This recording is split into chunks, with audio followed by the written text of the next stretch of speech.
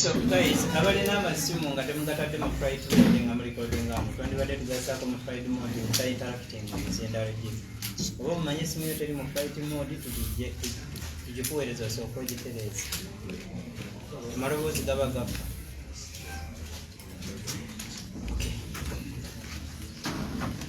Jona so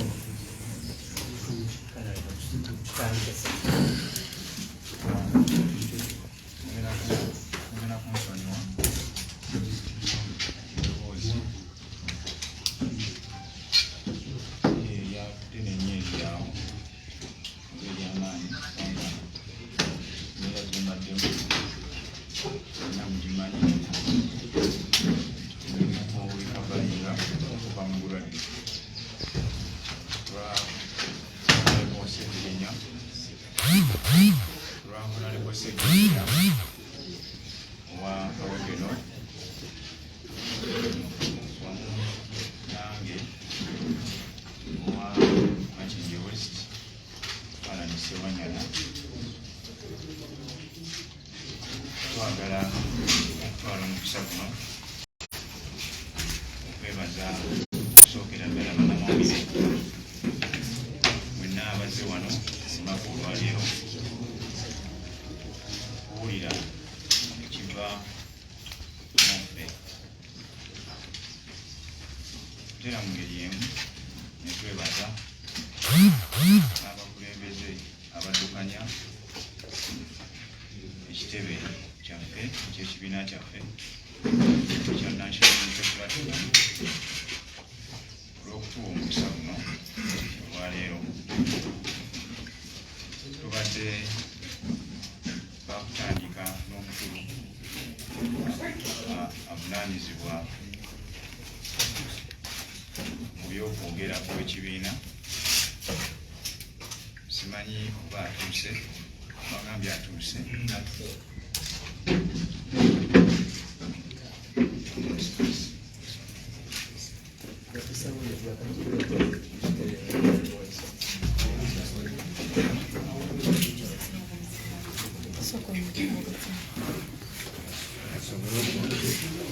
Okulungamya obulungi okiiko lwaffe luno olw'abamawulire kati kirungi naye bunaatuuse.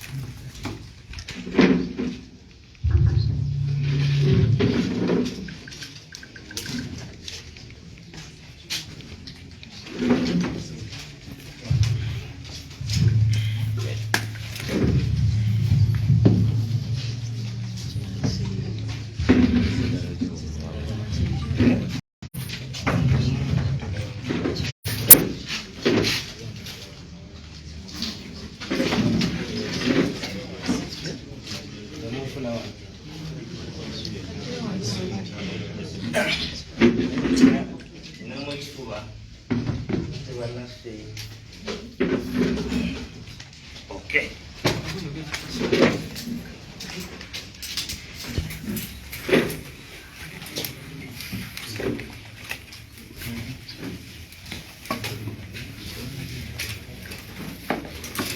Good morning, comrades.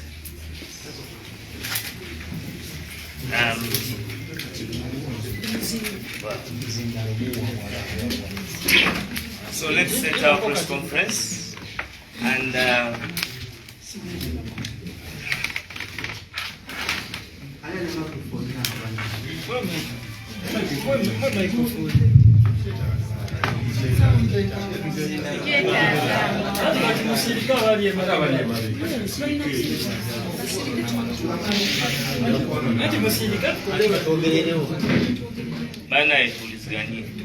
njagala kubaaniriza ku kitebe kya National Unity Platform olunaku olwaleero olutali lwa bulijjo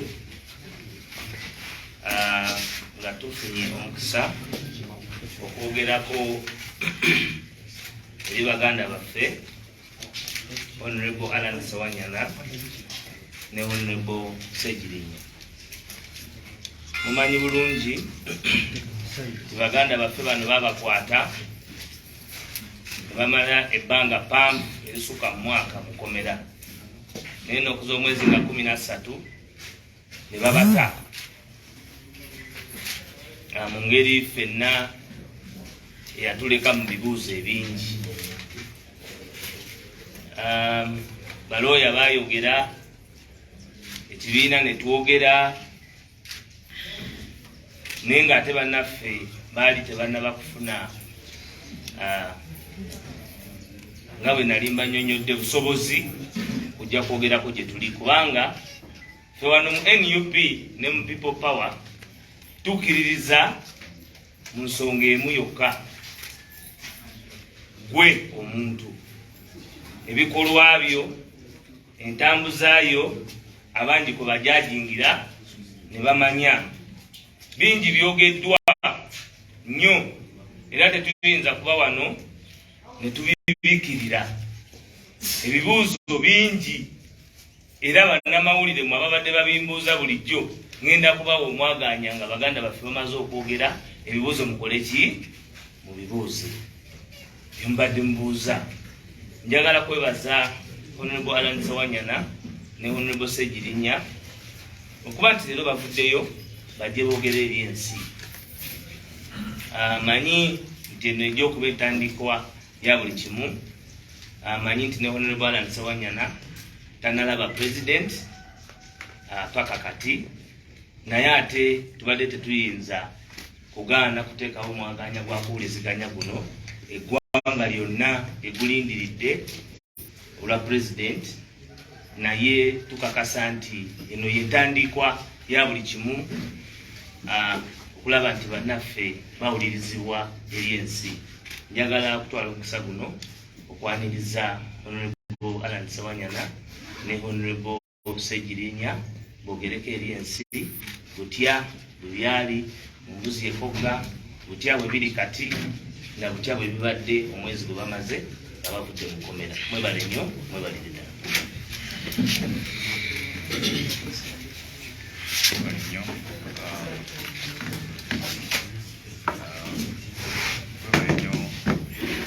Omwogezi w'ekibiina kyaffe International Unity Platform, njagala okwebaza ensuso okuba nti otusobozesezza okuteerawo omwaganya guno tusobole okwogerako eri ensi ku nsonga nnyingi nnyo. Ezimu ezaffe zituze nazo, ate n'endala ez'abannaffe bannamawulire, kubanga be bawuliriza ku ttaka era be balina oolyawo guidance esingako awo okusobola okuleka buli muntu yenna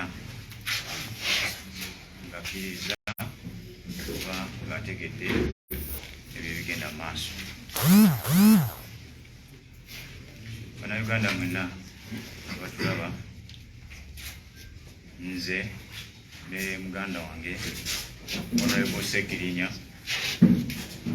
wamu ne bannayuganda bangi nnyo twakwatibwa ennaku z'omwezi 9. Okusooka twasooka kulaba nga ebya bulijjo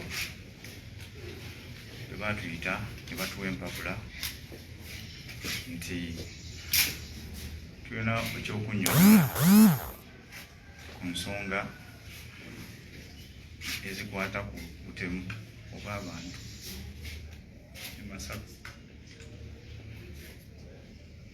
Kyatukuba wala nnyo nnyo olw'okuba twali tumanyi tetulina musango na gumu gwe twakola, twewaayo eri ab'obuyinza batubuuze gye baagala, oba oli awo nabo balina kye banoonya. Tetwalowooza nti bye mazima ebiseera ebyo. Kyatwewuunyisa nti okuva olwo twakwatibwa okuva nga 9 Septemba paka ennaku z'omwezi 9 Septemba 2021 paka ennaku z'omwezi 13 omwezi ogwokubiri 2023 ng'omwogezi waffe w'ekibiina bw'ategeezezza buli mwaka mulamba n'ennaku ezisukka mu 100.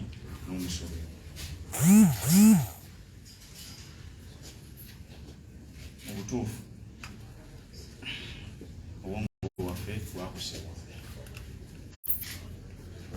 olw'ensonga ezo ezimu zesijja genda mu maaso nazo, naye mmanyi nti Mukama Katonda asala amazima, ensonga zino ajja zirondoola paka bwe zinaggwa, kuba buli Munnayuganda yali yakimanyi nti Alani Ssewanyana ne Ssegilinya tebalina musango. Naye ekyo tujja kirekera kkooti yeetegereze, naye tubasaba nabo babeere b'amazima wakati mu kusalawo ku nsonga zino n'okuzinoonyerezaako. Njagala okwebaza Bannayuganda mwenna nga sisosodde, naddala abo abadde batukwatibwako obusaasizi n'ekisa, abamanyi kye tuli. Ssewanyana ne Ssegilinya bakulidde mu ngalo zammwe Bannayuganda. Mwe mutuleze, mwe mutuweeredde, mwe mutuwadde emirimu gye tubadde tukola nga tunaba kuyingira by'obufuzi.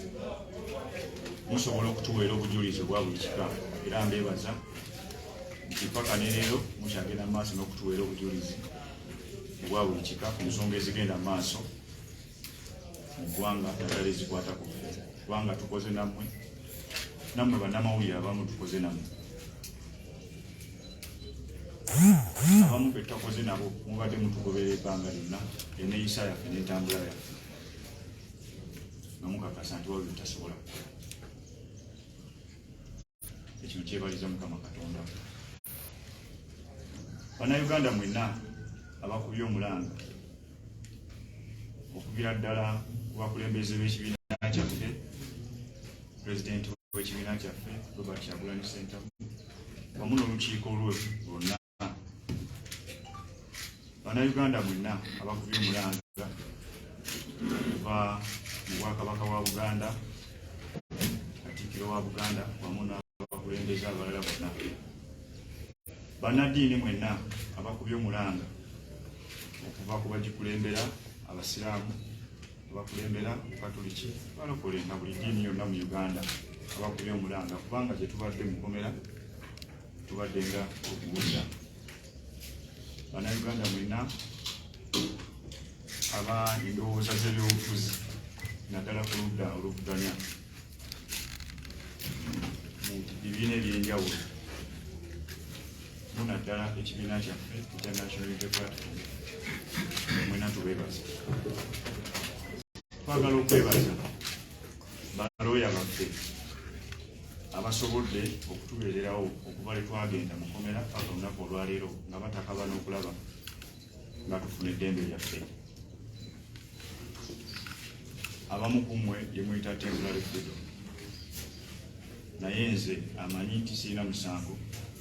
Omuganda Honorable Ssegilinya manyi nti emusi temporary freedom tulina musango. Balooya baffe nga bakulembeddwa Oweekitiibwa Lord Mayor w'ekibuga Kampala Kulyasi Bukwago, Honorable Shamim Malende,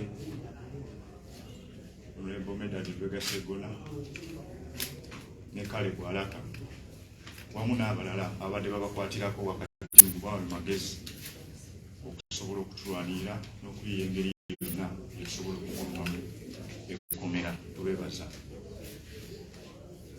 Bannayuganda be tukiikirira mu paliyamenti y'eggwanga ey'awamu, Bannayuganda mu bitundu byaffe gye tukiikirira constituency zaffe, eyange Makindye West, kubanga abantu baffe be tukiikirira singa tebatuukiririzaamu basigala nga bakyatulinamu obwesige obaoliawo paka ne leero singa ne paliyamenti tetuliyo. Ab'e Kawempe North bagamba Ssegilinya bakiikirira nabo singa tebamuteekamu bwesige kumulowooza nakukkiriza kyali oba oli awo singa walibaddewo mbeera nga gyetulabagazi.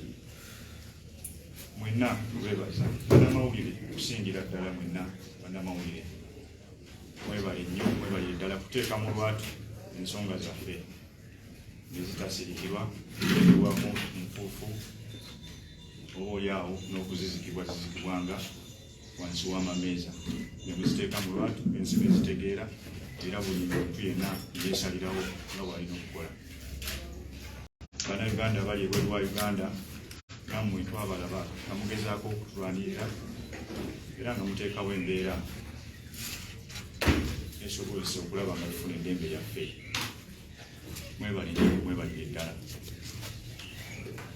Twagala okusaba Mukama Katonda tumanye ensonga zaffe ezatuteekebwako zikyali mu kooti, era nkakasa Mukama yembeezi waffe ate era mu ngeri y'emu nga nammwe mwenna mwe bajulizi baffe tugenda kusobola okuzivvuunuka, kubanga ekyo kye tusaba. Lugendo lukyali luwanvu naye lumpi kuffe kubanga tumanyi tetulina musango, era ekyo tujja kwogera ngaokyogeramu. Mugenda kutusonyiwa olw'okuba nti tuluddewo okwogerako nammwe mu lukiiko nga luno olw'amawulire. Oba oli awo tebadde enteekateeka yaffe kulwawo kwogera, twali twagala okwogera ne ku lunaku lwennyininyini nga bakatuta, naye embeera y'obulamu bwaffe naddala nze teyali nnungi. Mukomera nga banatera okututa nalwala, era amawulire ne gagenda mu maaso n'okwogera, ne ntwalibwa e Mulago nga n'okwogera sikyasobola. Nafuna akazimba mu kifuba wansi wano w'ebbeere ne katuumawo omusaayi, ne kannafuya nze n'omubiri, ne mmala ebbanga nga siva nawe ntudde, nga n'abantu bange abankyalirako abe maama wange n'abaana ne mukyala wange nga tebakyasobola kundaba, okugyako nga baweereddwa omukisa okuyingira munda mukomera bajje bandabire omwo. Oluvannyuma lw'okututa nali nina okufuna obujjanjabi obunsobozesa okubaako waddewaddeko ng'olunaku olwaleero nsobole okwogerako nammwe, kubanga natuuka n'ekiseera ne balikomendinga okulaba psychologist ne psychiatrist. Abantu abo kitegeeza baalibo bamaze okulaba nti n'omutwe gwange kirabika gutandise okuba nga teguteredde bulungi, so nga nina okuba mu right state of mind esobola okwogerako eri ensi n'eggwanga lina okutwalizaamu, neme kubanga byenjogera nga si bye bigambo byange byennyini. Munatusonyiwa kyekitulisizaawo okujja okwogerako gye muli. Yandeere tuzze tuwulirize ensonga zammwe na buli kimu kyonna kimwagala okutegeera oba oli awo. Twagala okakasa ebitundu byaffe bye tukiikirira nti tukyaliwo nnyo okubakiikirira n'okubawa obuweereza bwe tweyama nga tubasaba mu mwaka gwa 2021. Tugenda kuba Alan Ssewanyana nga bwe twali nga tetunayingira mu kkomera, abalwanira obwenkanya, abalwanira eddembe lya buli munnayuganda, ate era n'abalwanira okulaba nga Uganda evaamu obuli bw'enguzi. Tugenda kugezaako nnyo okulaba nga ebbanga lye tutasobodde kuweereza bitundu byaffe ery'emyaka 2, nga emyaka egyo tuweereza ebitundu byaffe mu gino 3 egisigaddeyo, wakati mu bwesimbu n'okugoberera enfuga eya ssemateeka wamu n'okubaweereza ng'omubaka bwe yalibadde n'okubateeseza ebiteeso byammwe mu paliyamenti y'eggwanga Uganda. buli yenna tulinamu obwesige era bwe batulinamu nga tunaba kuyingira mu kkomera ate kati waliyogedde bwongezi tuteekamu obwesige kubanga okugezesa kwe tuyiseemu eri obulamu bwaffe ab'enganda baffe gye bayiseemu emikwano gyaffe bonna tugesebwa ku bayiseemu tukutwala ng'ekikulu ennyo era kyetutasobola obaolyawo kwerabira.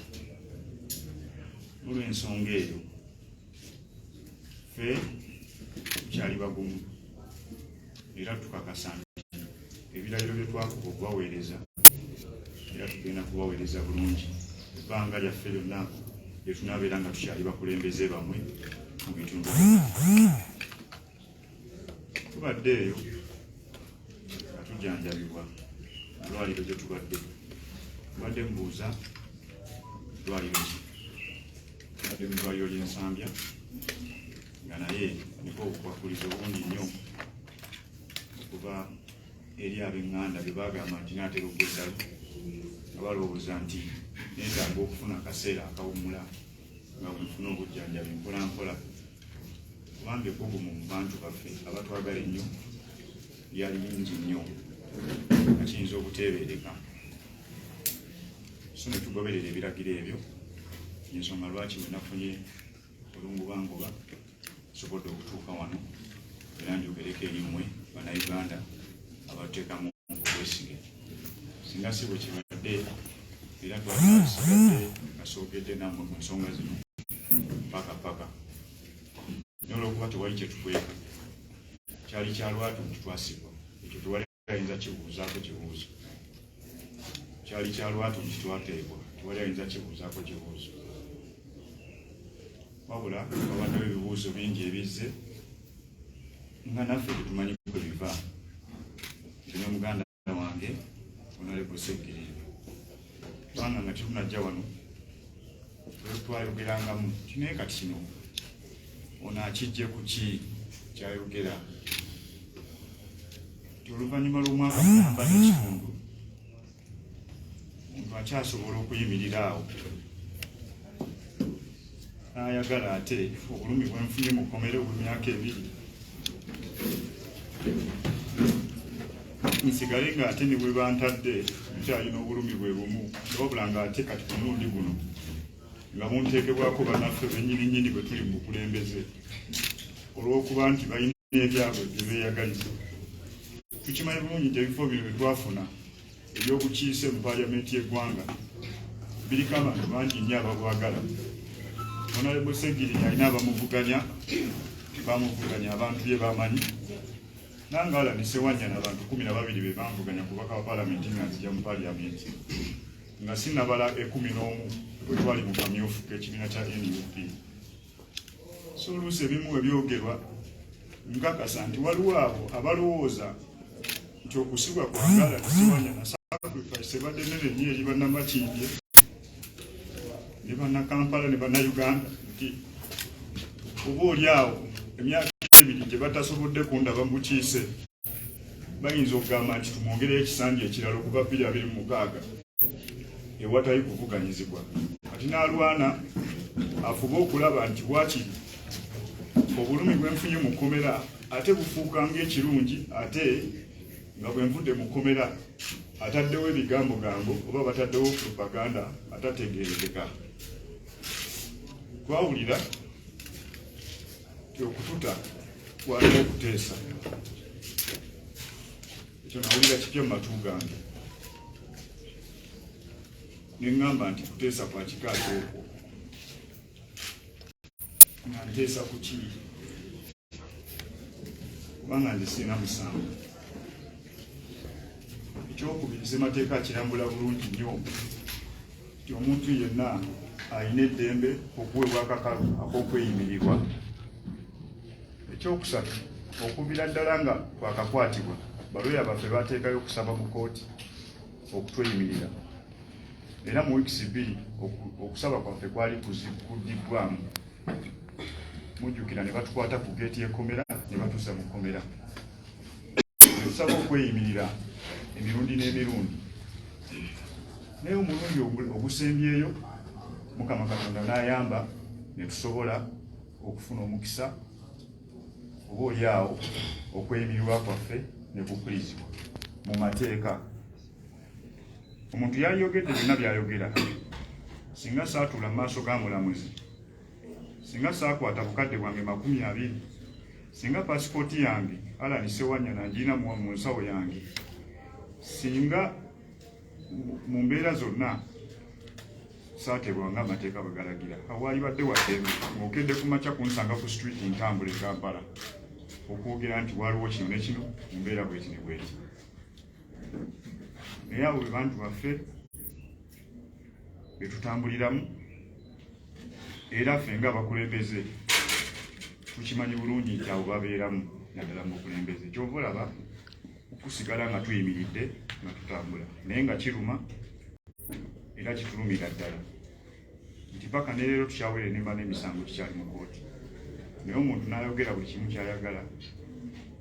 N'ebyo ebifo n'obukulembeze environment mututambulira,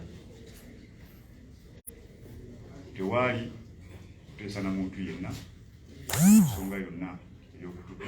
Lembe yange sigiteesaako kubanga yange ate ne musemateeka limbeebwa. So eyo diversion yateekebwateekebwawo abantu ab'enjawulo, oba oliawo abataasanuka lwaki twali tuva mu kkomera n'ebigendererwa byabwe eby'enjawulo, bya bufuzi, bya nfuna n'ebirala ebiringa okwo. Neebaza bannayuganda olw'okumpuliriza n'okusingira ddala okunwanirira nensobola okufuna eddembe yange okuva mu kkomera. Mwebale nnyo, mwebale ddala.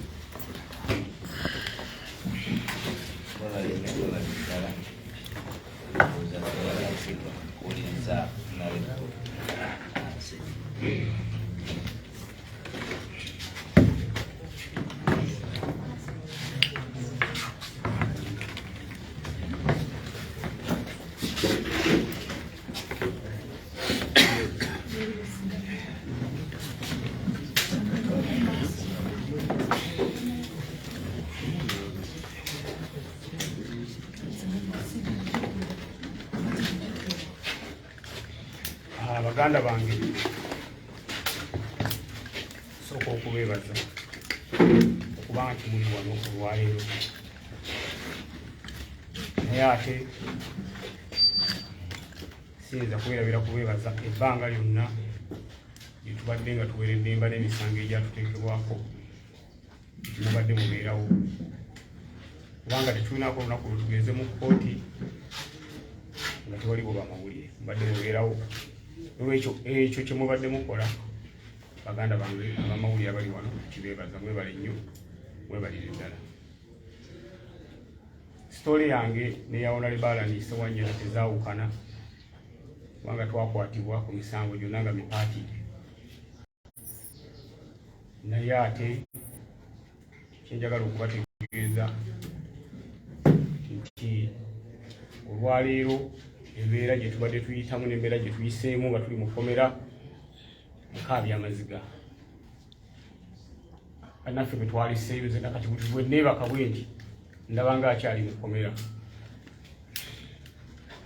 kubanga ebikweyo sanga mulala ne badde bikusisimula nga bikulumye n'ogira bwoti noga nti bannaye kiki kino, naye nakati gundi eyo ekyandi ne waba tewali kinnumye neekanga nsisimuse. So psychologically tuli tortured.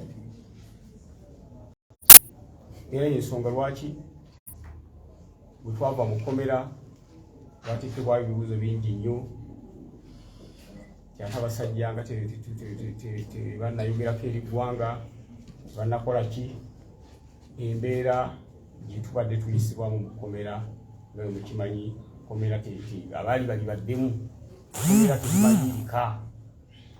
Waliwo n'abadde baduula nga batuweese abasajja ate nga bagezze muganda wange tukutwaleyo tuleete nze buli lunaku nja kuba nkuleetera emmere, kuleetera caayi n'enkya n'enkya ndeete ne luli ndeete obeereyo nga bw'obuliireeyo mu kkomera, naye ng'otunula bw'oti noga ebyo abasajja baduula amazima ga Katonda, n'owulira nga amaziga gakuyitamu kinga bagenzi munaku ya muno nga mwoyogerera ekyamazima ga Katonda mu ggulu. Twajja ne tukwatibwa nze bweba nali na saaliwo by then ya musitagamu nilwakuba abampayiza ate tebamanya nti saaliwo n'abawayiza Alani ate nabo tebamanya nti taliwo ate Alani nga nze sitankubidde nange simukubidde kubanga Alani bagenda tukwatanga mikwano gyange egisooka esatu taliimu nange mikwano gya Alani egisooka nga siriimu wabula ekyatugasse ne tubeera nga tuli baawamu yabadde komera kubanga Alani bwabadde ebweru nga tebanalwadde tebanatukwata nga alina naye mikwano gye ate nga nange nyina mikwano gyange naye question mark we yajjira lwaki bangasse ne Alani kunkwata naye kibuuzo ekyo nga nkyebuuza nnyo ate nga naye akyebuuza nti lwaki bamukwata nange ate nga namwenda ebweru omwina bye mwogera nayogera kino nayogera kiri nayogera kiri nayogera kiri nti tuliwo olwo ensi eriraba amazima bwe mbadde mu kkomera buli kimu ekyange kyonna kye nali ntandise kyafa. Tewali MP mu Uganda yali yakola manifesto nga ya myaka 5 n'agimaliriza mu myezi 2 nze yasooka nkiddamu tewali MP mu ggwanga Uganda yakola manifesto nga ya myaka 5 mu myezi 2 n'abanga amaliriza nze yakikola naye nga ne bannanga abalala bonna be tuli nabo baali basobola okukikola ekintu ekyo naye buli omu bwe yayingira yalina omutemu abwe mwatambulira timunayeze nyingidde mbadde mpupangisa njagala ka apartment nze Ssegilinya nayingira ndi mupangisa naye ngamba nyina kusooka kujjukira bantu be bali abannonda abansindika bapangisa bannange era be nasookerako nembaya nenkola bye balina okukola nentekawo Segibox nentekawo ambulance nentekawo buli kimu nenkola buli kimu nenkola ekiyamba omuntu wa wansi kubanga mu nali noonya akalulu ebintu ebyo nabyogera ate ne mukama waffe president waffe Robert Kyagulanyi Ssentamu yatugamba tubeere n'enjawulo okwawukanako n'ababaka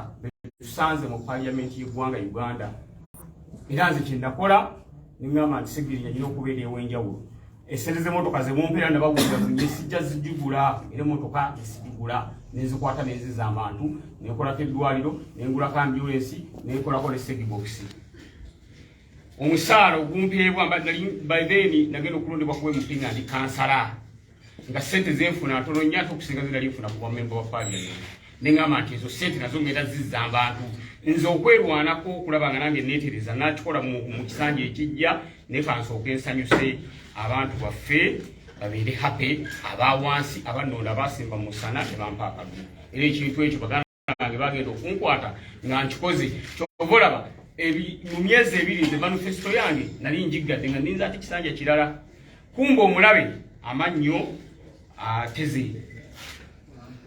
era waliwo ne bekyaluma mu bantu baffe ate ne mubesayidi era endala nga baga nti Ssegilinya atulabisa fe abamu twajja nga twanjagala akayumba abamu njagala kino njagala kino abantu ne bafunamu omutima ogutali muki bulungi kati ebintu bino bigenda okutugwako ne Alani netandika okwebuuza ebibuuzo lwaki nze kubanze ne bwembeera ku TV neraba omukyala nga akaaba bangobye mu nnyumba enkya gyenkeera ekyanteesaawo eddwaliro kuyamba bantu butafa ate yateekawo eddwaliro kuyamba abantu obutafa ate abatta atya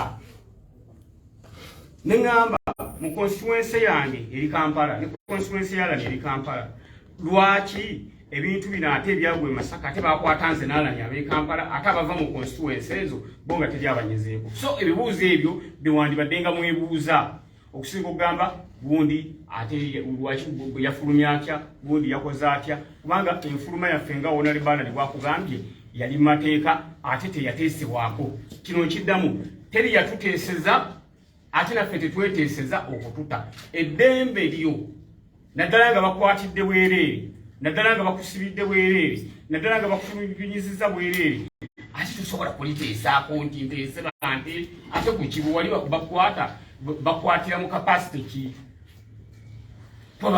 bansamoninga ku palamenti ne bankwata naye ate omaze ogamba nateeseza nga nteesa ku ki so ekyo ekibuuzo kye kibadde ekinene nnyo eri mmwe abamawulire namugamba oba waliwo okuteesa tewabangawo okuteesa kubanga twali kuteesa naye ani yatukwata n'okutuusa kati tumanyi lwaki twakwatibwa n'okutuusa kati tetumanyi ensonga yatukwasa n'okutuusa kati tetumanyi ani yatukwata katonza kuŋŋamba nali nteesa nga nteesa naani so tewalimu okuteesa wabula ekyatuteesa kankibagamba olwaleero batemukimanyi ekyatuteesa kyali bwe kiti ekyatuteesa ye puresha bannamawulire mwateekawo ekyatuteesa ye puresha basufuutu soja bateekawo ekyatuteesa ye international community okuteeka puresha ku ggwanga Uganda nti wakimukwatira abantu obwerere ate nga tukyalwana nabiffe twafulumye ne bannaffe abalala abakwatibwa batiibwe kubanga nabo tebalina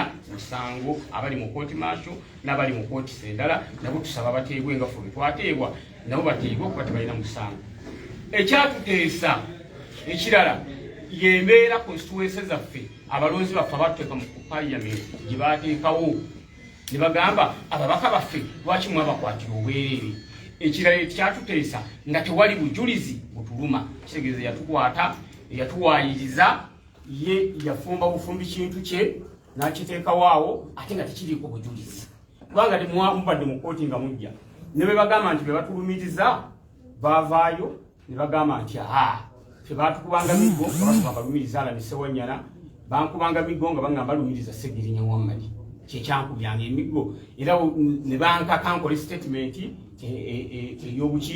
ey'obulimba kitegeeza n'abaana abo okuva ne bakonfesinga nti banne ffe abo tetuba mumajja ate nga bwe kiri olaba nze n'Alani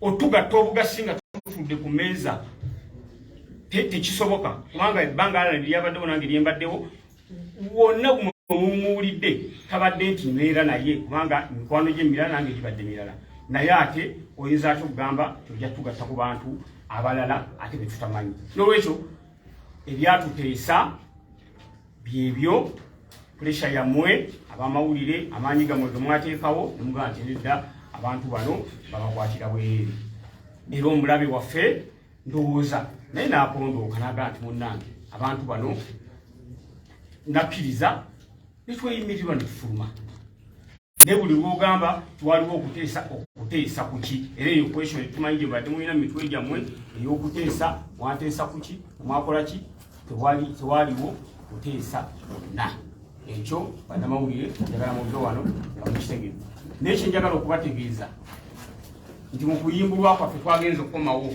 kisooka nga tuli balwadde era ekyo ekyobulwadde kyekimu bukisigala tusiba okuba nga tuluddewo okwogera banzi badde banjijanjabira Lubaga hospital naye nga ndi outpatient nasooka nembeera ennaku bbiri zinembeera outpatient nga bwengezayo bwe banjijanjaba ne bakifayindinga awo nga gina skin cancer mbina kubalaga dda sinza kuddamu kubalaga ekibumba bwe bansibira nali nfuna eddagala mu Nairobi hospital ng'eddagala eryo linnyambako okubeera nga ekibumba kitereera kubole bansiba siddangamu okufuna ku ddagala eryo lyonna era ekibumba bagenza okuddamu kikebera ng'amabwa gagezze ekirala nyina hypertension eri waggulu yange eri 200 over 140 kakati basawo bawano bonna byabalimiddwa nga solution yakugenda Nairobi hospital oba mu nsi z'abazungu endala babe nga bakola ki bakujjanjaba n'okutuusa olwaleero tetunabagenda kujjanjabibwa olw'ensonga pasipoti zaffe zakwatibwa era zasigalayo ng'omusingo nga tufuna ki nga tufuna bbeeyo kyokka oli akugamba wateesa ne pasipoti yo tusobola gyakisesinga gifuna kati bwe twateesa naye lwaki pasipoti ayita tumuganda kubanga waliwo okuteesa kati lwaki tumuganda munaye twateesa nawe netusa kati tuwe pasipoti oba abaateesa abalala naye pasipoti tukyalwana nazo okuba nga tuyita mu mitendera emituufu era balaya baffe twabage bawandiike bazituwe naye n'okutuusa olwaliro kooti tenaddamu okola ekyo n'olwekyo kyetubasaba abaganda baffe tukyali balwadde era tukyalwana okulaba nga tweyongera tujjanjabwe n'abalonzi baffe nabo beetaaga otulabakeera mu maaso awo nga tutalire bulungi tujja kuwongerako nabo naye tukoze pulesi eno okulaba nga twagala ebibuuzo ebingi ebijja mu mitima gy'abannayuganda biveemu naddala ekibuuzo ekiyitibwa okuteesa ekyo kyo kibadde kituyiga nga tugamba eddembe lyaffe ate tuliteesaako tutya tewali n'omuntu akola ki twayogera naye nsonga eyo tweyanza nnyo tweyanze. There is a special request that the comrades give an English version. So Honorable Ssegilinya, I can begin with the English version and then later shall get to Honorable and so on. I think they just come with questions. No, they wanted you to give a recap of what we have said in Uganda in a summary in English, such that they can also capture it in the English speaking people. Ladies and gentlemen, I'm very happy to see you here. My name is Ssegilinya Muhammad, MP representing Kawempe North, together with my Honorable Ssewanyana, who is representing Machingi West. We are happy that we are out, but as we discussed, we are still sick. The reason why today we decided to come and address this press conference is to answer some of the questions which we've been asking ever since we are released. And some of the questions why was there was negotiations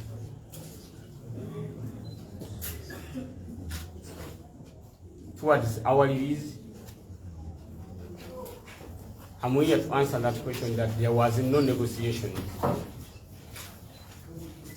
It was law that worked upon us so that we get out. Even the pressure of the foot soldiers, the journalists, our party leaders, they made a fundamental role towards our release. That's why we are out. So I'm here to tell you that there was no negotiation. That has been your big question. You, the journalists, because I've been admitted at the hospital and it's following the social media platforms. But the big question was that. So we take our big thank our party leadership that they made fundamental role towards our release. Thank you so much.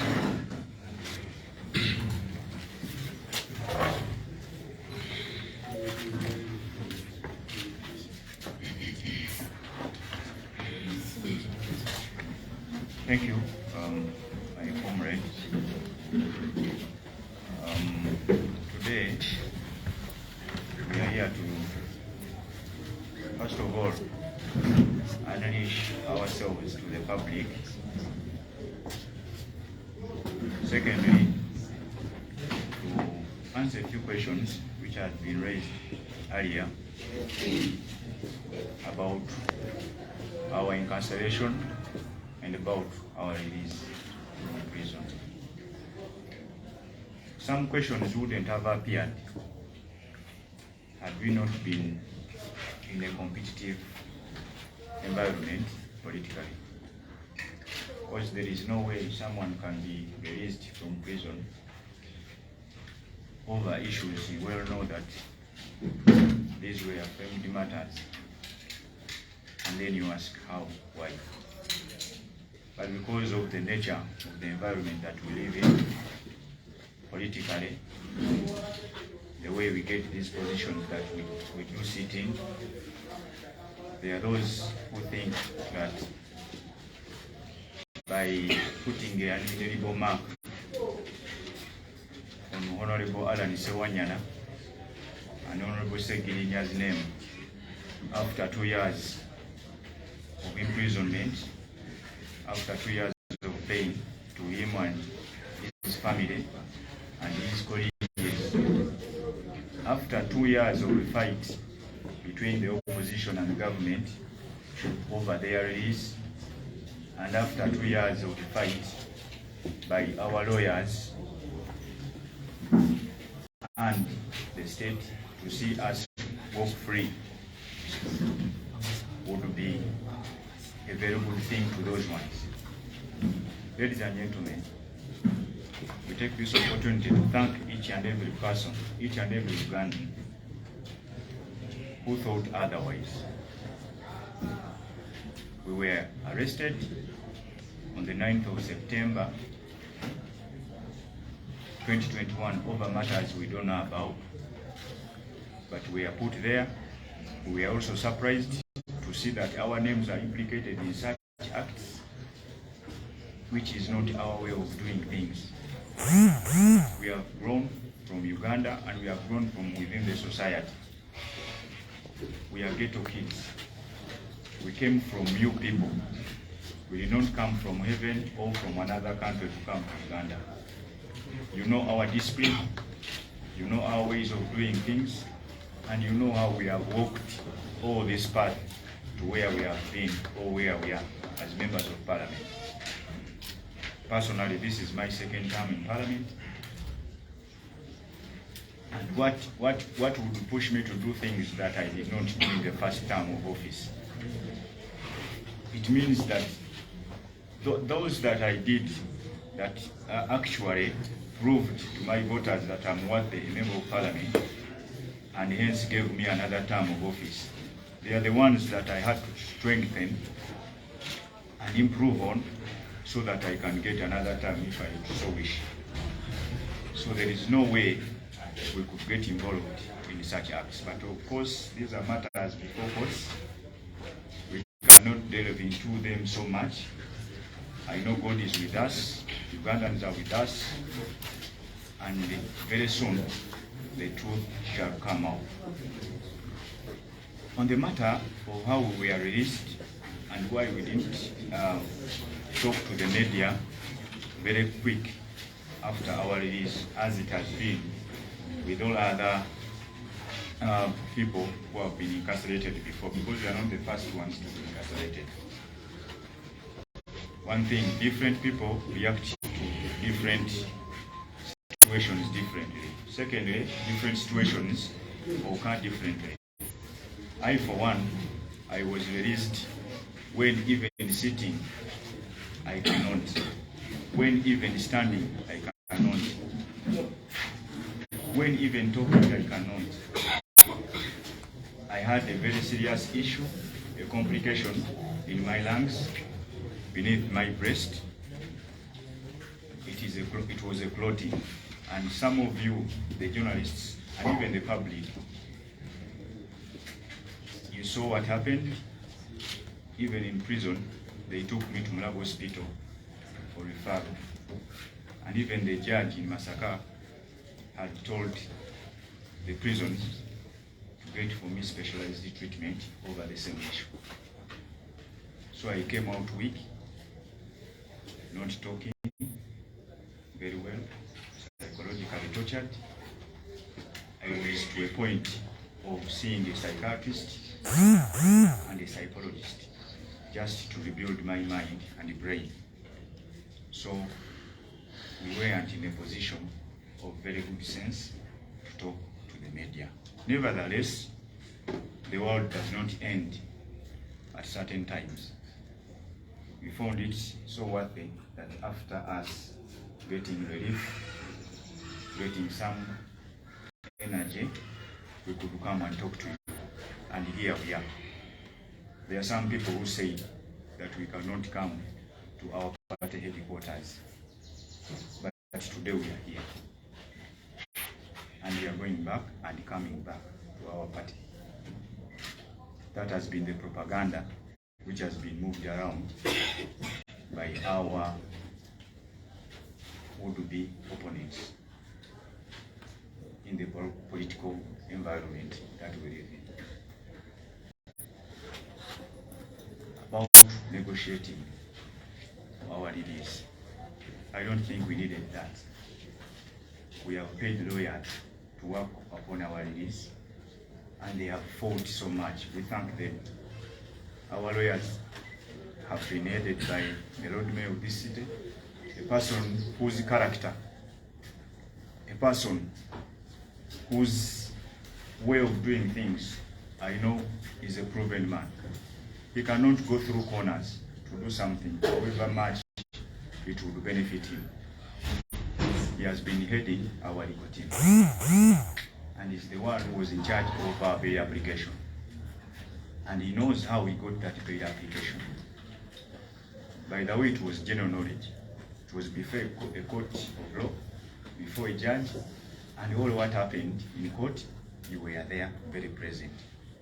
The terms and conditions that were stated, we gave money for our bail. Our passports are still held in the judiciary. We were put under some conditions which you had, that you do not talk about the case. So there is no way such a thing could happen. I get worried that instead of celebrating our release and my release, someone builds a story just to tarnish our names, because after 2 years of incarceration in our generation, there is no politician who has suffered for 2 years in jail over political matters. Who is being a member of parliament in this country? So it is history.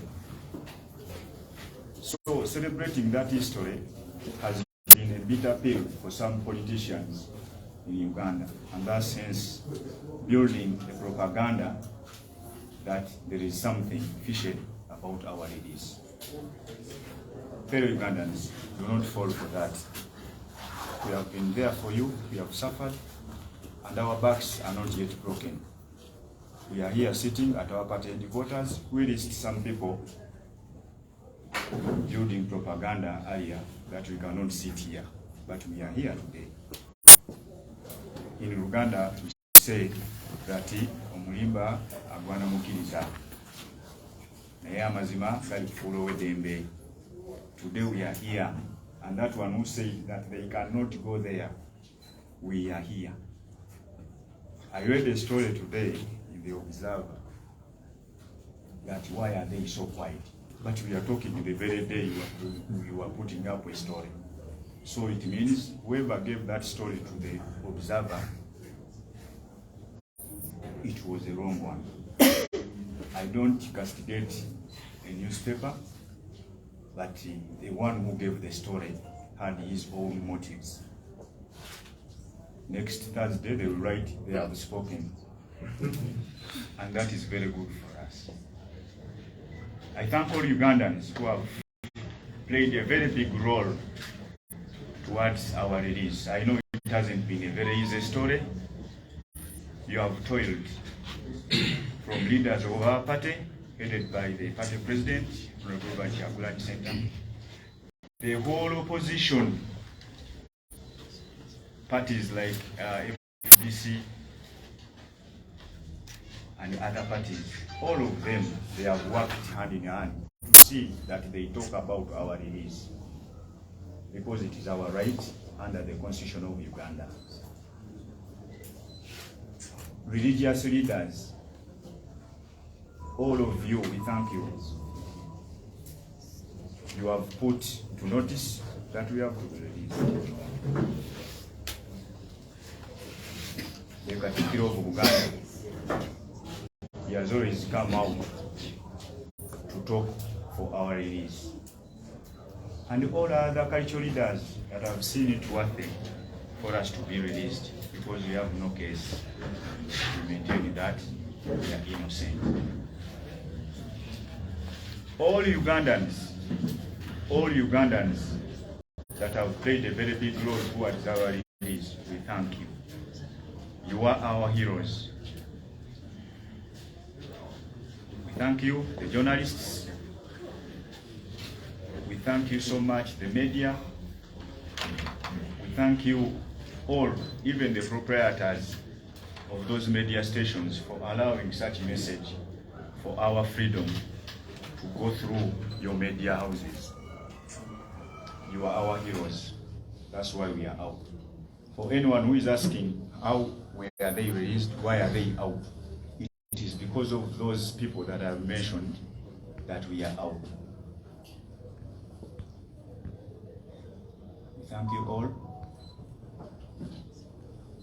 We thank our party spokesperson for giving us this opportunity to talk to the media and the Ugandans at large. We still pray, and we ask you to continue praying for us, because we are still battling with the same issues in courts of law, but I know that we will win.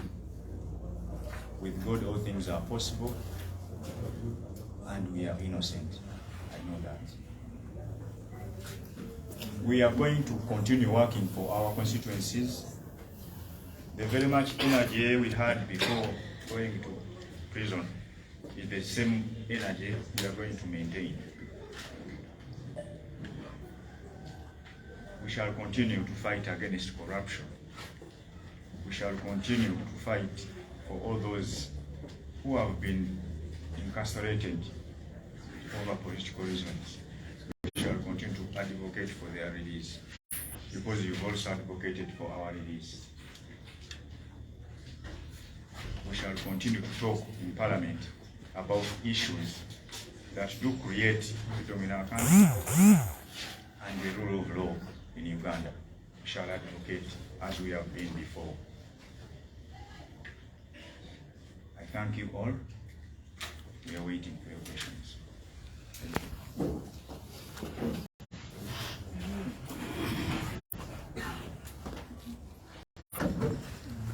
All right, I will take a few questions very, very quickly. Those that are going to ask in Uganda, you'll ask in Uganda. Those that are going to ask in English, you'll ask in English. All right. I will take yours. Then I'll take him. I'll take Wino. I will take Nation Media. Of course, the Observer. And then Radio Simba. I said you go fast, please. That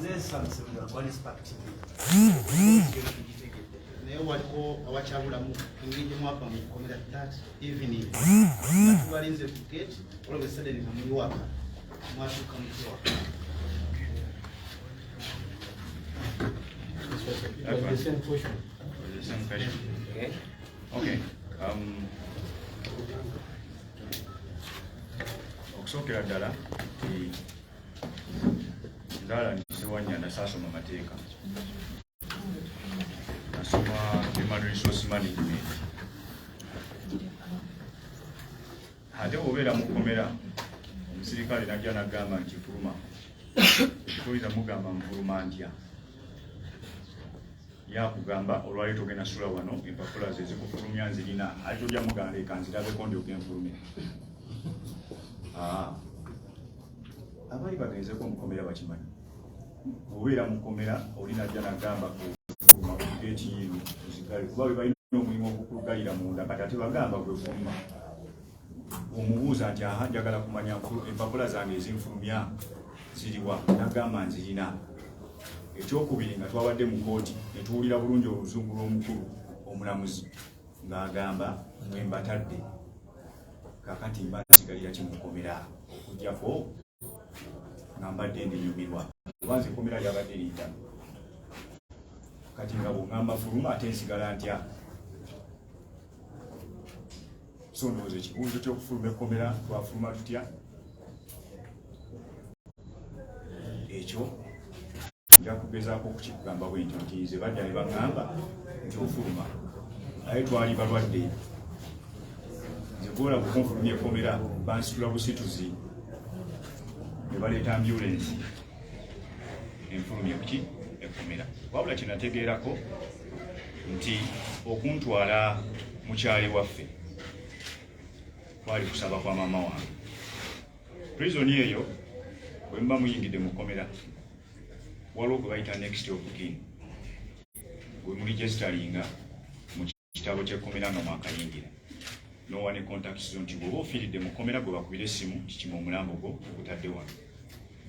N'olw'ensonga eyo nali mulwadde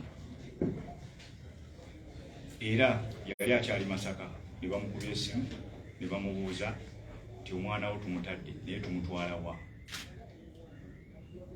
Ye kennyini n'asalawo nti ngende mu kyalo ewaabwe e Masuuyita era n'abalagirira.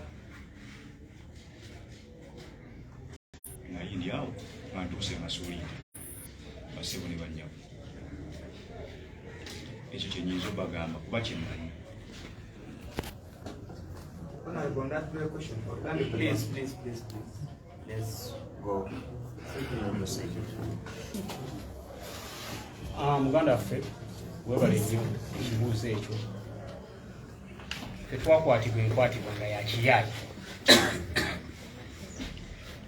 Kubanga batuyita nze nga Lebala Ssewanyana ogende Masaka okweripotinga. Alani yalowooza bayise Alani mulala nange nendowooza bayise Ssegilinya mulala naye tufaanaganye kubanga era osanga nga waliyo omuntu gwebayita Ssegilinya Muhammad era osanga nga waliyo omuntu gwebayita Alani Ssewanyana nga tumanyi otuuka wali bagala tuga mutambule mukole ki mugende tuba tetuyisemu. Ne baddamu ne batukwata ng'ate batuwadde ebbeeyi wali ku geeti y'ekigo batubuzaawo nga nejye batute tukola ki tumanyiye. Kati olunaku we lwatuuka olufuluma nga tubadde wali ku Zoom nga tulaba kooti etutadde era twavaawo ku bugunyi olwo mulwadde naye nga muli mutima at least aga nti batutadde nange nga ndi mulwadde naye nga nange nkimanyi batutadde. Twali tuli awo nga bakulu b'ekkomera batugamba muteereddwa era ffe temukyali bagundi baffe. Ono mulwadde nnyo nga mbabuuza nti ono nze nali mwogerera. Ono mulwadde nnyo nga mbabuuza kakati ono tugenda mutambuza tutya ffe ambulance we bateekamu Alani Ssewanyana mu ambulance nange ne banteekamu Alani ne bamutuusa gy'alaga nange ne bantuusa Mmengo ewa maama era gye banteeka n'ono Alani Ssewanyana ne bamuteeka e Masuuyita. Era nze bwe natuuka nga bantuusizza nga netandika okuba maama ate yali ate ku prison nga tamanyi nti bantuusizza nadda. Enoonyaawo akasimu amangu awo ne mugamba nti bantuusizza dda eno kyebabanga batuga nti gyendi eno naye n'abali awo bagambe tibatuusizza eno. Kakati ebintu by'ekkomera omuntu Ssegilinya amaze emyaka 2 n'Alani amaze emyaka 2 nga tupooca tukaaba. Omuntu tayinza kugamba nti kati oteereddwa n'omugamba nti ate ndaga waasebo tekisoboka. Komera lyali litutuuse wano nga ne bwakukiina obukiinyi kati kambabuli abaliwo ne bantu tukiinye bukiinyi nti tubatadde mugende twandigenze ne bandibadde batukire tugoba batukoma sasa abasajja oba bakakasa oba ki. So ekkomera emyaka 2 obonaabona emyaka 2 ng'okookya emyaka 2 nga tulaba famire yo emyaka 2 nga tumanyi kigenda mu maaso. Nze bantwala ndi Mr. Update ngenza okudaba Mr. Update bali mutwalo nange ntandikira namu banyina abambuuza nga tonatandika live mubeera abantu miliyoni namanga mwena muli ku live neŋŋamba kati ani ananda natunudde nti biroti live bena invitinganga kakati bonna bali live bonna kati ebintu bingi nnyo ebikyuse baganda bange emyaka 2 kikwete muleme kukisaabira mu Uganda bange. Nze nagenza okudaba Mr. Update kati bali miliyoni kati noonya linnya ddala wabuli ng'olengeraga Mr. Update ng'olengeraga Mr. Update. So ebintu ebikyuse mu myaka ebibadde bingi kati omuntu ayise mu mbeera bw'ekyo yonna oyinza kutandika kugaa nti waki wafuluma nga bakugambye nti ate genda oya ng'egenda ng'ate omuga lwaki mwenze. Nze nagenza okudda ndaba gundi ebintu byonna nga bikyuse kati ninga omuntu eyakava mu kyalo ngoze Kampala nalabyettawo ninga nti nettawo tuli Kampala tuliwa ebintu byonna nga bipya. N'olwekyo njagala okubategeeza ki nti emyaka 2 gye tumaze tegibadde gya kusaaga naye okufuluma kwaffe twali bwe kutyo. Yali mulwadde nga nze mwogerera ne batufulumya ne batutuusa naye nga tumaze n'okola ebiwandiiko byonna nti bikola ki weebiri ate nga n'omulamuzi agambye mbatadde nga ne ssente zisasuddwa ono yasasula miliyoni 2 nange nezasula miliyoni 2. Kondishoni zonna kasita twalimala okulaba nga tuzituukiriza nga tewali nsonga lwaki tetulina kufuluma. So okufuluma kwaffe zero bandimye nti omukono guno bagufulumiza mu kaveera n'eggulo n'okugulu ne bakiba ekirala kunfulumya kubanga bankwata byakiyaayi nali sinaweganira kubanga ekkomera simanyi na lwaki nalirimu simanyi na lwaki naliyingira, simanyi na lwaki bampayiriza, ate simanyi nani yampayiriza okubeera mu kkomera eryo lye mbaddemu olwaleero. We're going to keep it brief. We know Wandera and then last year. Yes, Honorable Ssegilinya, olwo ebitambuzibwa nti zino projekiti ze batandikawo z'oganda zalemaliza mu myezi ebiri. Walina omuvujjirizi eyali akuli emabega. Era omuvujjirizi oyo mwalimu endagaano zemali mutuuke zemali mukoze. N'ozimenya n'asalawo akukwata. Yes, sir. Ekirungi ebintu byange nzize mbikola nga mbikolera ku update ebaddewo emabegaawo nawona wakati olwayo simayo beera etambula oba tetambula olw'embeera eriwo naye mbadde mbikola nga mbikolera musana. Bwe nali ndayira ku madaala ga parliament bwe namala okulayira bannamawulire bambuuza, Ssegilinya, ennaku z'ekikumi ogenda kukola ki? Ne mbaga nti ennaku zange ekikumi nze manifesito yange nja kuba njiggadde. Lwaki? Bwe namala okulayira bakwata miliyoni 2 ez'emmotoka ne bazimpa. Miliyoni 2 Ssegilinya bayita kufuna na miliyoni 10 ku akawunti tekugwako 2. Naye nga jjukira bwe nabeera mu campaign abalonzi bange nyina bye nabagambanga nti ssente z'emmotoka zammwe. Kati abantu bano baganoonya kalulu biki b'opponents bange nga bakikozesa okukinkubisa nti abalimba oyo abadde ali munaku akyalina mu bupangisa miliyoni 2 asobola ziteeka abalonzi nga bazimuwadde ne mbapuruvinga ne nkikola ne bampa miliyoni 2 ne ngulako emmotoka ya miliyoni 10 ne njiwa abalonzi ne mpangisa akaawe wali eddwaliro wa miliyoni 10 ngenda ne ngule ebintu ebitandikirwako biki ebisookerwako mu ddwaliro ebitandikirwako omuntu byasookerako ne mbiteeka mu ddwaliro ne ngenda ne nsuubula eddagala balisuubula eri ku gundi ku mu kibuga waliwo amaduuka g'abayindi awo nga ku mini price awo Wilson nensuubula eddagala ne nditeeka mu ddwaliro. Obulwadde obuluma abantu bange beekawempe mbumanyi balumu enziku balumwami eddagala eryo erisookerwako n'endigula bange enziku bwe bakwata etya bagenda ku ttooyi bonna nga bangi kati enziku ne bakwata kati eddagala eryo ery'enziku n'endigula erya malaria n'endigula erya TB n'endigula nenditeeka mu ddwaliro nentandikawo eddwaliro netandika okukola nga nfunye n'abasawo. Ebyo ebintu bye nakola mu kusooka kiro kankibaddemu teri mubaka wa parliament eyayingira parliament nga ayagala okukolera abantu ayali tasobola kubikola ebyo nga bwe nabikola emiliyoni 2 ezo nga bwe zibatemedde netandikawo stage box nsanga omukyala asiika chips nemuga okozesa capital amitwalo emeka nti 10 nkongeddeko 5 yongerako nengenda nga ngaba stage box tiyongeramu mu capital era abantu nembawa capital. Ndegera nga nkola ebintu bwebityo noonya ab'omubutale nabo ne mbayamba. Mba ndi awo ng'ebiri byakagwako asatu ne gagwako ab'omusaala ninga nti kiriza abantu nkyalina okubayamba nendeyongera mu constituency n'okuyamba kumbe nkuliyetinga balaba ekisamanya omuganda nge kyoli mukumbuza ekibuuzo kyekyankuliyetingisa n'abalaba abamu ne batandika okumpala nati musajja nga atwala speed kubanze nasanganga abantu nga bamu baffe nga banga mutwala speed n'abamu nga beenaalemu nga banga mututta muganda waffe ne bagana edda tukolisooke tukolera abantu then ogunaddako tulye tosooka kulaga mululu twalaga mululu twagala okwawukanako ennyo n'abantu bali n'olwekyo teri muntu yampa yadde 10. Ekirala njagala okubuuza gwe nga munnamawulire oyo gwe bagambye yampa bameka be yakawanga abasiba gwe mpaayo omuntu yawagundi naye n'amusiba nti gundi yamuwa naye we yagaana okukola byayagala n'amusiba kitegeeza oyadde propaganda muganda wange. Nze nakwata musaala gwange nenkwata ne sente emiliyoni 2 gye bampa kubanga pulezidenti waffe yatugamba twagala mubeere banjawulo nnyo okwawukanako n'abaka be musanzeeyo. Kigambo ekyo kyanyingira nnyo mu mutwe era nenkikola yensonga lwaki mu myezi 2 manifesito yange nali ngimaze naye tewali muntu yenna yali ampadde yadde ekikumi. Thank you very much. Ndoze ebibuuzo tujja kumaliza n'ekibuuzo kimu kyokka. Okay, but very quickly let us take Bate and Bogedde in a minute, my brother. Thank you. The president on several occasions said that judges shouldn't be bail. Actually, asked for bail many times. You release you 1 month and a half, you're nowhere to be seen.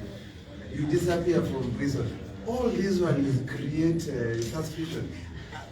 What kind of arrangement did these people agree on? So if you say that your enemies are the one who are after you, are you not appreciating these circumstances that make you're already suspicious? Okay, thank you. On the 13th of February, we were released from prison. But on the next day, in the newspaper of the Monitor Publications, they wrote a story how we walked to freedom. Well knowing that yesterday we had the court, it gave us terms, we made them, and we were released from prison. Fortunately enough, after writing that story, which had all that you are saying, the next 2 days they wrote an apology to whoever they mentioned that had negotiated for us, which means that what they wrote was a misconceived situation. So I cannot go into that. They already apologized. But regarding our behavior, I have earlier explained to the media that I was released in an ambulance. I was very sick. They had recommended a psychologist, a psychiatrist. For everyone who knows that if a doctor recommends a psychiatrist or psychologist, you know that that person is almost going berserk. So on recommendation of the doctors, I had to keep quiet, rest a bit, go under medication, because they were the ones treating for my life to be saved. I will see. So after coming back to my legs again, after getting some strength, that's why we are here today. I can even sit for an hour to explain all that. But before previously, I couldn't even sit for 2 minutes or even 5 minutes. Would you wish a situation where a member of parliament can come and address the media in an ambulance? I wouldn't try to show that or scare my people in such a way. It was out of my own respect as a person who has been incarcerated for all that long, and coming out, creating a picture in the public, even to my children. Even my children had taken so much long to see me, even after being raised, because I wanted to heal properly, be on my feet again, and then be able to talk to the media as we are doing now. That's it, my brother. Honorable Ssegilinya. So on the question of the president saying no pay what, that is his idea. Fortunately enough, Ugandans disagreed with him. And that's why we are here now. We have asked for bail, and it has been granted to us because of your fight. You, the people of Uganda, and the media, plus all leaders at various levels. And it is a constitutional right, it is still in our constitution. We always read that all other people, all other prisoners, especially political ones, can be also granted the same privilege and be bailed out and come to enjoy their freedoms as a right.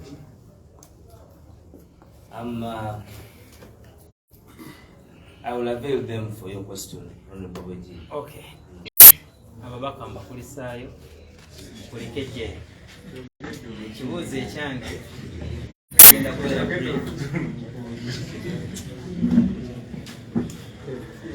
Bwe mubeeredde mu kkomera twalabanga ebigambo bingi Honorable Ssegilinya ne bakutwalirako mu ddwaliro e Mulago nga bakutaddeko amagye agakukuuma wamu n'empingu ze baali bakusibidde mu ddwaliro wavangayo ng'olaga ekifaananyi nti bankako okwogera ekigambo bwekiti ne bwekiti sobola okufuna enkomera. Right now bwe mbadde mu addressinga embeera eyo tetulabye ng'okikonako. Wabadde ova mu kkomera bakuganye nti bw'ofuluma ebweru takikonako. Kimu. Ekyokubiri. Bannaye nsaba otwala ekibuuzo kimu. Nja mukuwa wabweru mufune that personal interaction. Nkomyeko ekyo. Bwe nali mu kkomera ate mugana nziwigire Samuel wajja kunkyalirako nga ndi mu ddwaliro emulago. Kati neebuuza ekintu ekyo ani yakigamba. Wanze tojjangako n'oŋŋamba nti wayi kiki ekigenda mu maaso. Nali unconscious nga ndi mu ddwaliro. Pulezidenti bwe yajjayo okundaba era embeera gye nalimu nga si nnungi n'andabako n'agenda. Ankaka oyo simanyi okwogera kiyaani kuge bankwatira bwereere. Neolutuusa kati yadde nafuluma simanyi lwaki bankwata. Simanyi motivu yo yankwata yali ki. Kati kye yali aŋŋamba okwogera kyali ki ye era ani oyo. Muganda wange va ku propaganda ekyo si kituufu. Ekituufu kiri nti puleesha yateereddwawo ne balooya n'abantu bonna abakoze kye bakoze nga bwe tubagambye. Ensonga lwaki tuli bweru. Tewaliwo omuntu yenna ngamba nti yogera bwoti tewaliwo ki. Wabula nali mu ddwaliro nga nnwana nti Katonda nsaasire nzisuuke nkomewo ebweru nziremu mpeereza abantu bange. Era nga kyembadde nsaba ne muganda ngala ninga tusaba omukisa Katonda twongereyo omukisa. Ffe twatuuse mu mbeera egamba nti owa Katonda taliyo nga tuli mu kkomera eyo. Twati Katonda ono singa gyali batukwatira kiri lwaki amazima galwawo okuvaayo n'okutuusa olwaleero. Omuntu natuuka n'ogamba nti nedda tebalina kufuluma naye nga akyogera takyogera mutuufu. N'olwekyo kyenjagala okutegeeza tewaliwo nteekateeka eyo gyoyogeddeko. Ate singa wajja n'oŋŋamba nti Ssegirinya olina kubaako amabooti waŋŋamba waliwo akukaka esaakulabako muganda wange. Pozi nga neerabidde bwerabize engeri gye ndali conscious naye oba wajja osobola okuŋŋamba nti najja naye saakulabako. N'olwekyo ekyo kibadde kikyo era kitwale ng'ekikyo. Ekyokulala nti weetuli tuli balamu. Waliwo abagamba tebagenda kujja ku kitebe. Okusooka bagamba tebajja kukyalira pulezidenti. Munane bwe yagenze nange nja kukola ki? Yagenda mponye. Waliwo abagamba tebajja kujja ku kitebe. Kati tuli wano ku kitebe. So oyo ayogedde ebigambo bino. Era yabadde ayogera ebyo byonna. Kubanga bagamba nti obukwakulizo bwabateereddwako tebalina kugenda wa pulezidenti. Nesituka nze kubona yali unconscious nga tali bulungi ne ŋŋendayo. Kati ne bakyusa ne bagamba nti ate ku kitebe naye babaganye kati tulinze kitebe. Wabona abawandiise berabe ku social media. Tebagenda kitebe designing nga sita ku social media. Era wenfuluma ngenda kuddamu mbanoonyeeko bweti naye bakyaliko. Naye mwebale nnyo mwebale ddala. Thank you very much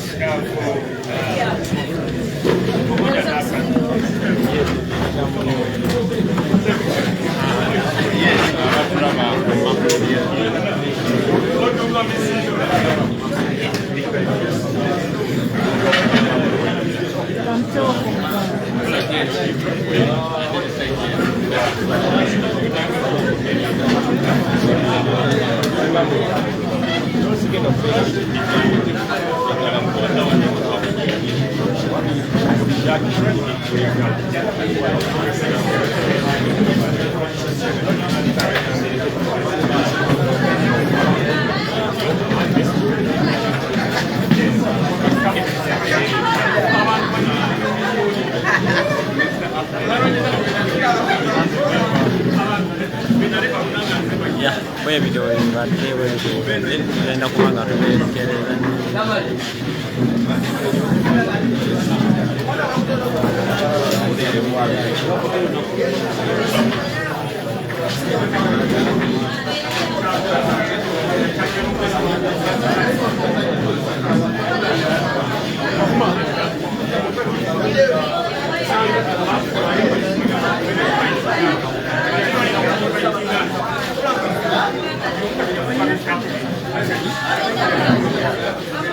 Neva madre.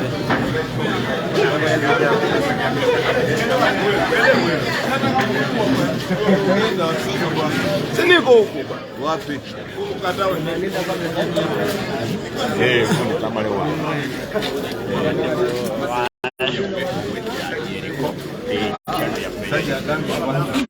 Sasa